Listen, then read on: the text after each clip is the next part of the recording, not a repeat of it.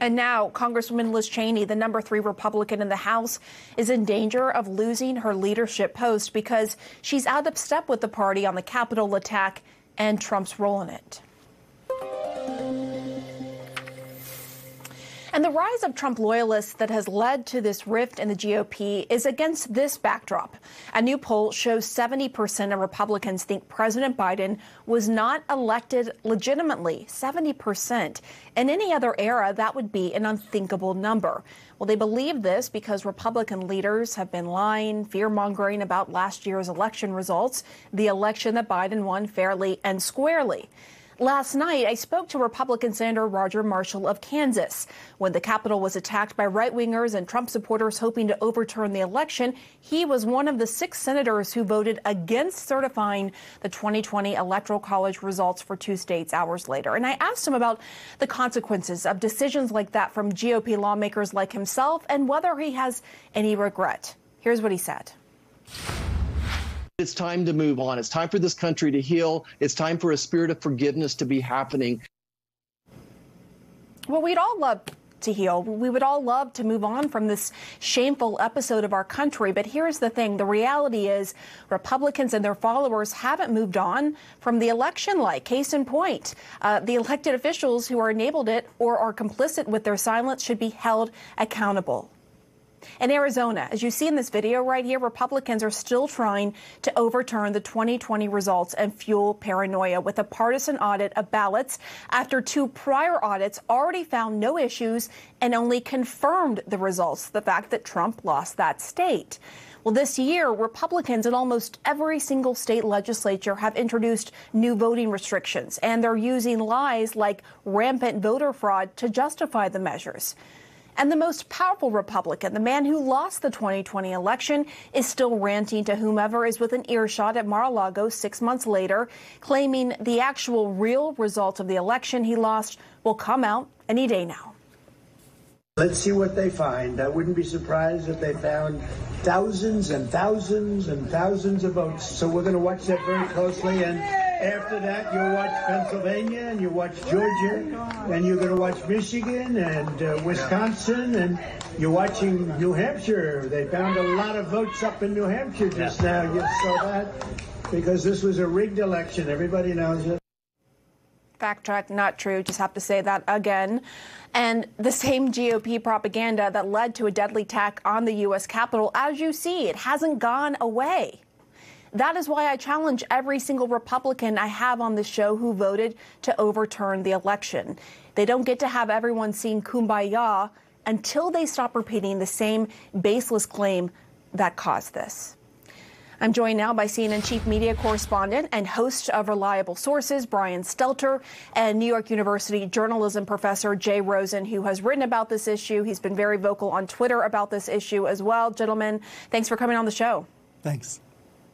So, Brian, first to you.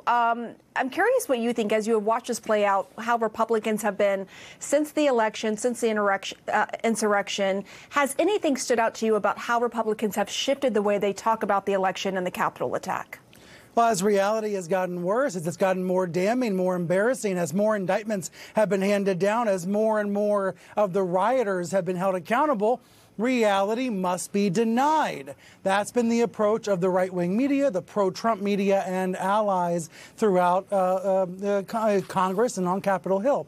Deny reality, downplay the riot, pretend it wasn't that bad, pretend this merry band of patriots was just trying to voice an opinion and not try to overturn the election and do damage to this country. That's the attempt. It's getting more flagrant every month. I think it's happening because this is the war on terror party. This is the pro-police party. This is the back the blue party. This is the party that's supposed to stand with the police and against terror, and yet this was a terror attack committed by its members, mostly by its members. That is the fundamental shame that must be extinguished, that must be covered up. And that's what we're seeing. Whether it's stars on Fox News or lawmakers on Capitol Hill. They're trying to somehow extinguish this shame, cover it up whether they focus on government overreach in particular cases of prosecutions, whether they really emphasize the possibility that Antifa was behind it, which is bull, and we all know that was bull, even the people saying that they know it's bull. But unfortunately, I think, Pamela, it comes down to this attempt to deny reality that's gaining momentum over the months down the memory hole out of shame and embarrassment. And from a journalist's perspective, you really have to make a decision, right? I mean, there's three buckets here. You can choose not to have these elected Republicans on, give them a platform. You can choose to give them the platform, but also challenge them on how they enabled or were complicit with silence with the big election lie and the insurrection. Or you can have them on and, of course, not bring it up at all. On that, Jay, what do you think should happen? I mean, you heard my guest last night, the Kansas Senator Roger Marshall, say it's time to move on. What is the appropriate way for the media to handle this, you think? Well, I think one thing that people in your business ought to do is make a hierarchy among the 147 Republicans who in some way or another voted to overturn the election, who are the most serious deniers of reality in the election versus the least, and perhaps have different policies for them. I think you have to have a discussion within each organization, within each show, about what is our policy. Do we invite and confront? Do we not allow them on the air until they have disavowed their original views? The one thing that isn't doable is denial, which has been practiced, I think, by the media as well as so many Republican politicians, as Brian said. When Senator Rick Scott can just waltz on to ABC News, George Stephanopoulos' This Week, and face zero questions about Stop the Steal and his vote to decertify the results in Pennsylvania, that's a kind of denial among the media class. I don't think that does anybody any good. But to pull the camera back a little bit, Pamela, we have a two-party system, and one of the two parties is anti-democratic. The routines and assumptions of mainstream political journalism aren't built for that situation. And the real problem is not just these kinds of questions of what to do about Stop the Steal politicians. It's what do we do when we have a two-party system and one of the two parties is anti-democratic? I don't think our press has started to grapple with that yet. What do you think, Brian? I know this is something that you've thought about, you've written about as well. Well, Pamela, I think you deserve credit for not letting go of this. I think State of the Union, its bookings, Jake Tapper and Anna Bash have thought a lot about how to, handle this issue with Republican lawmakers who were a part of this anti-democratic movement. It is fundamentally true that we're in this battle, as Biden has said, about democracy versus autocracy. It's one of the stories of our time. And there's lots of ways to cover that story. But to pretend like it's not happening is the worst way. And that's what I worry about when I watch Fox and Newsmax and OAN, and they've moved on entirely from the riot and essentially acted like it didn't happen. Can you imagine those channels in 2001? Right behind me is the rebuilt World Trade Center, right, in this monitor behind me.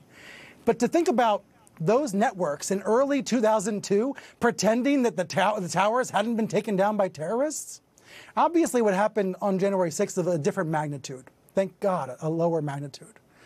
But we saw this embarrassing invasion of our own seat of power by extremists within our own country. Mm-hmm. It's something that folks don't want to think about because it's so embarrassing, it's so uncomfortable, it's so frightening. And I wonder sometimes how the folks at these right-wing networks, how are they covering, how are they comfortable ignoring it? How are they comfortable ignoring this threat to democracy? I don't know is the honest answer, Pamela. But it's so interesting.